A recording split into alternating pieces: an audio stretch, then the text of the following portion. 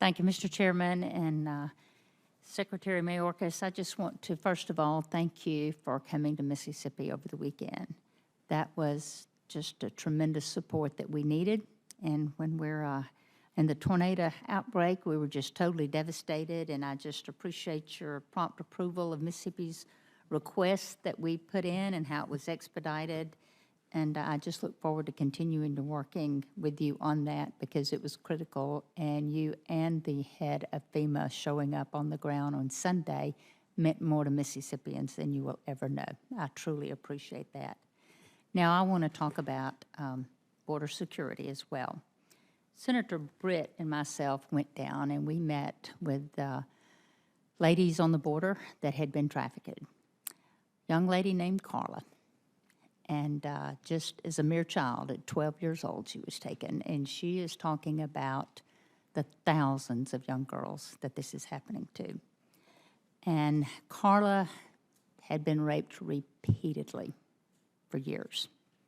She did escape, but she continued to tell us about all the girls that are down there that have not escaped.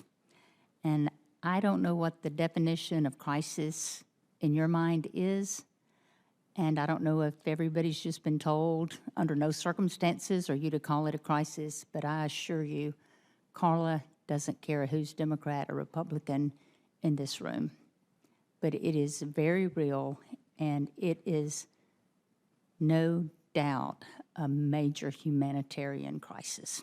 Those are things we will never unsee and things we will never unhear from that young lady.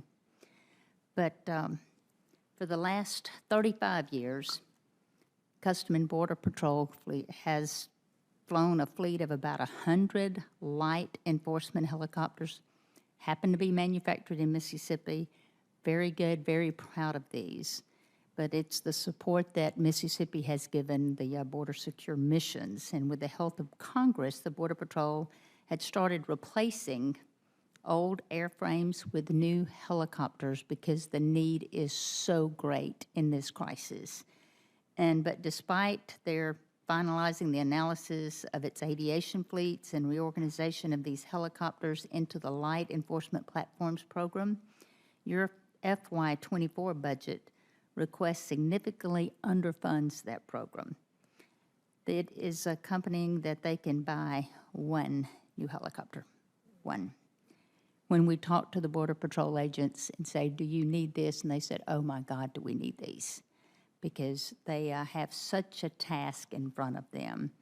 So again, as I asked this question last year to you, and I was told we would get a response, I just checked with my staff to make sure that that response had not come through. So I'm going to ask the same question that I asked a year ago that we did not get a response. Why did the department not request appropriate funds to provide Custom and Border Control with modern, safer technology and the advanced helicopters that they tell us they need at the rate of the FY24 request?